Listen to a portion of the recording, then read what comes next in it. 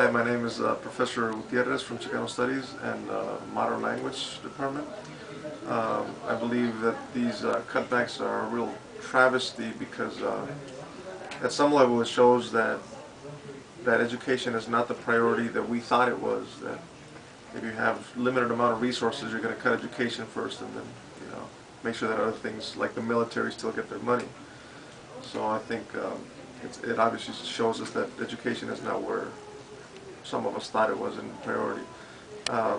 What hurts me the most here at Dominguez Hills is that students are getting a tuition hike. They're having to pay more money for less product, and anywhere else you wouldn't have it. You wouldn't pay more money for less of a car or a cheaper car anywhere. And so we're trying to do our best to keep the quality of education intact, even though students are paying more money for it.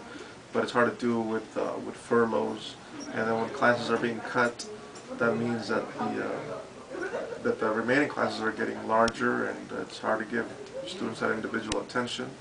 Also, if students need certain classes to graduate in a timely manner, it's getting more and more difficult. So classes getting cut, tuition rates going up, furlough dates, and then as far as in my position, I'm a lecturer here, so it seems like the job security is just not where I would want it to be, especially since other Cal States around the system are cutting off their lecturers.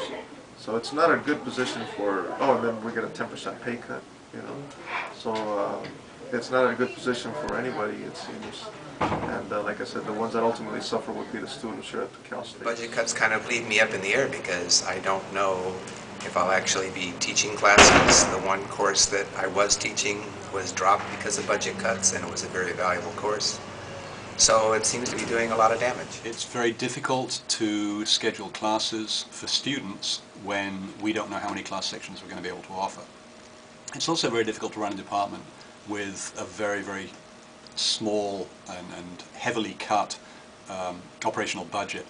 We've operated under a low budget for many years, and it's getting a lot worse. We get great support from our dean in helping us get the things we absolutely need, but there are so many things we could be doing to improve the educational experience for our students that, quite frankly, we just can't do right now because we don't have the money.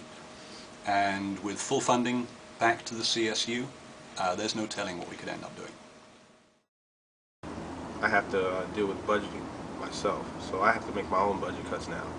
I can't go out and have fun or anything as much as I wanted to, but I have to work more hours now. So because of the budget cuts, I had to give up all my time. I haven't been getting my money, so I had to pick up a job in which I hate going to every day. I get cussed at, I get stared at, and it's one of the things that I had to give up was my free time in order to pay for my books, pay for my gas. All I do is just go to sleep, wake up, go to school, go to work, and then go to sleep and do it all over. And that's all my time that goes into it. The budget cuts, what we really had to give up as students is the quality of education, because we pay more money of our tuition this semester for less class time with all those furlough days and stuff that are going on. It's just not fair to the students. If they can cut another sport, that would probably be the alternative. To actually cut another sport and then keep all the programs so students won't have to. School administration, they can actually cut some people that are actually making too much money, and I guess rehire some people that are making less money.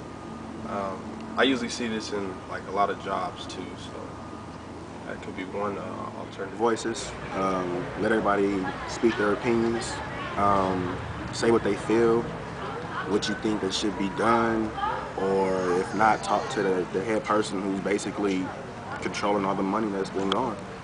And just handle it the way we should handle it. How we talk about it, we should just go to that main person and then just say the same thing and just let it be known.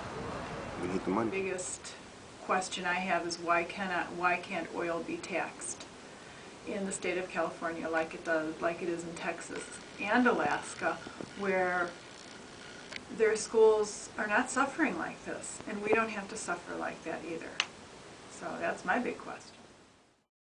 I participated in the rally that they had here on campus, And then we had a presenter from CFA come to my sorority's meeting, chapter meeting, and we signed off a bill to tax the oil companies, because I guess that would bring in about $1 billion of revenue, and 600 of that would come over to the Cal State system.